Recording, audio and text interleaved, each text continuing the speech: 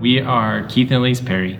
We attend the Well, and we used to be missionaries in Uganda for about 4 years. We've got 4 kiddos, one of those being a 6-year-old that we adopted from Uganda.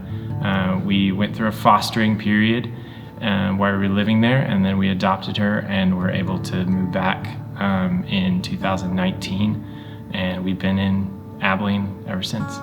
So we are currently in the process of adopting again. We're adopting a 5-year-old little boy from Haiti, and we feel like kind of a theme in our family's walk with the Lord has been the Lord calling us to step outside of what we might feel comfortable with, what we might feel like we can handle in our own strength and our own abilities. And so as we started looking towards another adoption, we were kind of thinking, what can we handle? What's realistic? But we really felt the Lord very specifically calling us to this little boy. And this little boy, he has spastic quadriplegic CP, cerebral palsy, which basically means he doesn't have good use of his arms or his legs, and he's also nonverbal, so pretty much completely dependent for lots of daily skills.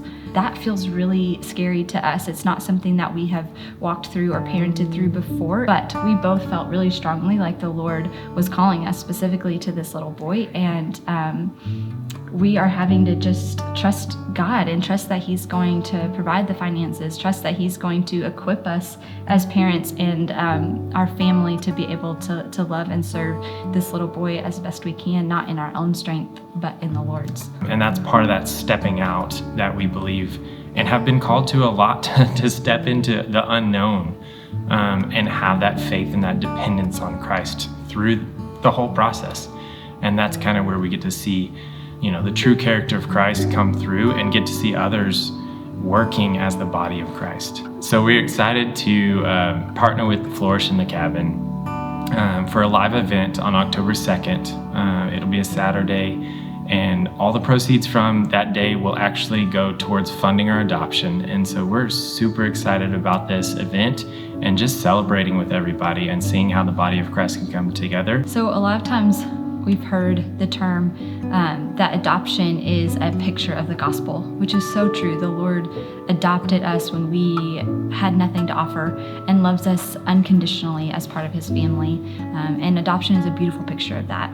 But for me, when we first adopted, I had somehow transposed that concept onto myself and this expectation or standard that I needed to love our daughter unconditionally, that I could heal her and bring about healing and redemption in her life if I could just parent well enough and love her well enough. And the gospel says that I don't need to take on the weight of that, the shame of that, because Christ has done that. He has been that for me, and He will bring about that redemption and healing in our daughter's life and in my own life. So we are stepping out into this next adoption really with that at the forefront of our minds, wanting to put our dependence on Him and knowing that we cannot do this on our own, but that He is enough for us.